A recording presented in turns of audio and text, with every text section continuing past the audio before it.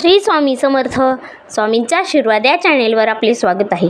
स्वामी आपल्या सर्व चांगल्या इच्छा पूर्ण करोत ही स्वामींच्या चरणी प्रार्थना. तर बघा, भारतात प्रत्येक सण अगदी आनंद आणि उत्साहामध्ये साजरा केला जातो. होळी हा असा हिंदू सण आहे ज्यात रंग आणि आनंदाची उधळण केली जाते. होलिका दहन रंगपंचमीचा आनंद लुटण्यासाठी प्रत्येकजण या सणाची वाट पाहत असतो. या सणासाठी घरोघरी विशेष तयारी केली जाते. संपूर्ण भारतात हा सण मोठ्या जल्लोषात साजरा केला जातो.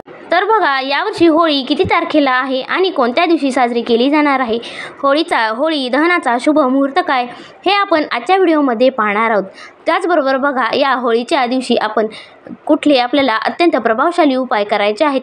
त्याचबरोबर होळीच्या राखेचा एक अत्यंत प्रभावशाली उपाय आपण आजच्या व्हिडिओमध्ये पाहणार आहोत. तर व्हिडिओ नक्की शेवटपर्यंत पहा.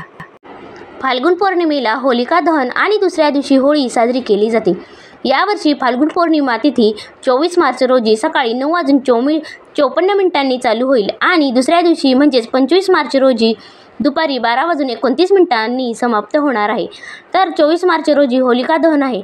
या दिवशी होलिका दहनाचा शुभ मुहूर्त हा 11:13 ते 12:27 असणार आहे.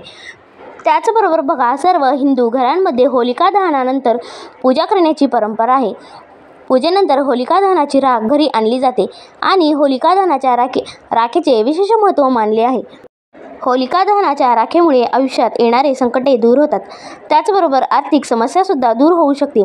होलिका दहन सोबतच नकारात्मक ऊर्जेचा प्रभावही आपल्या जीवनातील कमी होतो असे म्हटले जाते. म्हणूनच बघा, होलिका दहनानंतर उरलेल्या राखेला सुद्धा अत्यंत महत्त्व आहे. तर या राखेचा आपण एक उपाय पाहणार आहोत.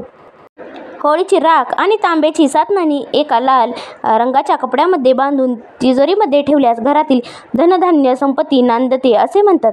आर्थिक वृद्धीसाठी ही राख म्हणजे जणू वरदानच आहे. इतकेच नव्हे तर ती घरावर असणाऱ्या वाईट प्रवृत्तीच्या नजऱ्यासुद्धा दूर होण्यासाठी प्रभावी ठरते.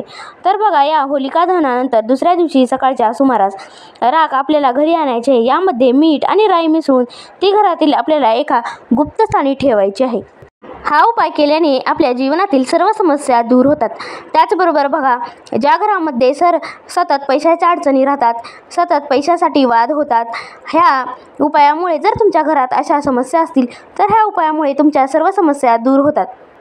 त्याचबरोबर बघा, जी व्यक्ती सतत आजारी असते किंवा तुमच्या घरामध्ये खूप नकारात्मक प्रभाव तुम्हाला दिसून होते, एखादी घरातील व्यक्ती सतत आजारी राहते, तिला खूप दवाखाना करून फरक जाणवत नसेल, तर अशा व्यक्तीच्या पाण्यामध्ये ही राख टाकून आपल्याला दररोज सलग 21 दिवस आंघोळ करायची आहे. आणि होलिका दहनानंतर जी आपल्याला राख उरते ती राख आपल्याला त्या व्यक्तीच्या दररोज कपाळाला लावायची आहे. हा उपाय केल्याने बघा, जी सतत आजारी व्यक्ती असते तिचे जी काही आजार असतील किंवा ज्या काही समस्या असतील त्या हळूहळू दूर होऊ लागतात आणि आजारी व्यक्तीसुद्धा सशक्त व्हायला लागते. म्हणूनच बघा, ह्या होळीच्या राखेचे अत्यंत प्रभावशाली महत्त्व आहे. त्याचबरोबर बघा, जर तुम्हाला वाटत असेल की तुमच्या घरातील एखाद्या व्यक्तीला काही बाधा झाली असेल किंवा बाहेरील बाधा झाली असेल, नजरबाधा झाली असेल, काही दोष असतील, तर या नजरबाधा किंवा दोष काही बाधा असतील तर त्यासुद्धा सुटण्यासाठी आपल्याला ह्या होलिका दहनाच्या राखेचा अत्यंत प्रभावशाली एक उपाय करायचा आहे.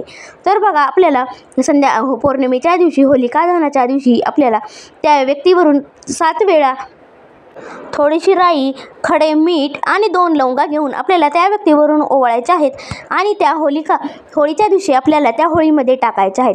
नंतर ती राख झाल्यानंतर आपल्याला घरी आणायची आहे आणि ती राख आपल्याला एका पुडीमध्ये बांधून आपल्याला सलग 21 किंवा तुम्हाला जोपर्यंत ती राख पुरणार आहे तोपर्यंत आपल्याला 1 महिना असेल, 2 महिना असेल, चिमूटभर ती राख घरी आणायची आहे आणि त्या व्यक्तीला आपल्याला दररोज तिच्या अंघोळीच्या पाण्यामध्ये टाकून द्यायची आहे आणि अंघोळ झाल्यानंतर तीच राख आपल्याला तिच्या कपाळाला सुद्धा लावायची आहे.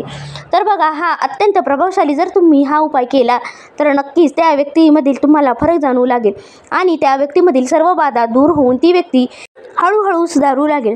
तर बघा, यासारख्या समस्यासाठी आपल्याला होळीच्या राखेचे हे अत्यंत प्रभावशाली उपाय करायचे आहेत.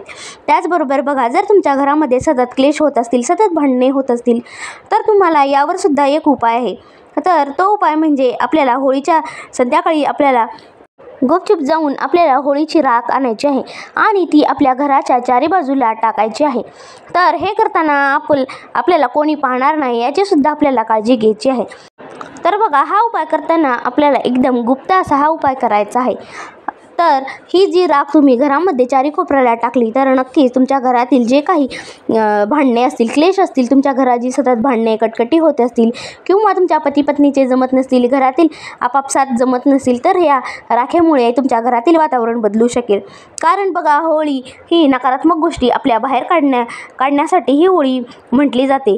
तर या होळीमध्ये आपल्या ज्या काही नकारात्मक गोष्टी असतील, जी काही आपल्याला त्रास देणाऱ्या गोष्टी असतील, ह्या सर्व सांगून होलिका देवीची पूजा करत असताना त्या आपल्या सर्व समस्या त्या सांगायच्या असतात. तर होळी ही नकारात्मक गोष्टी दूर करण्यासाठी अत्यंत प्रभावशाली मानली जाते. म्हणूनच बघा, होळीच्या दिवशी आपल्याला हे उपाय करायचे आहेत. तर होळीच्या दिवशी जर तुम्ही हे अत्यंत प्रभावशाली उपाय केले तर नक्कीच तुमच्या जीवनातील सर्व समस्या दूर होतात. त्याचबरोबर बघा, तुमच्या घरातील भांडणे असतील, कटकटी असतील किंवा काही बाधा असतील, तर या सर्व समस्यासाठी आपल्याला होळीच्या राखेचे हे अत्यंत प्रभावशाली उपाय करायचे आहेत. तर बघा, आजच्या व्हिडिओमधील माहिती तुम्हाला कशी वाटली हे नक्की कमेंट करून सांगा व आपल्या स्वामींचा आशीर्वाद द्या. चॅनलला सबस्क्राईब करा. श्री स्वामी समर्थ.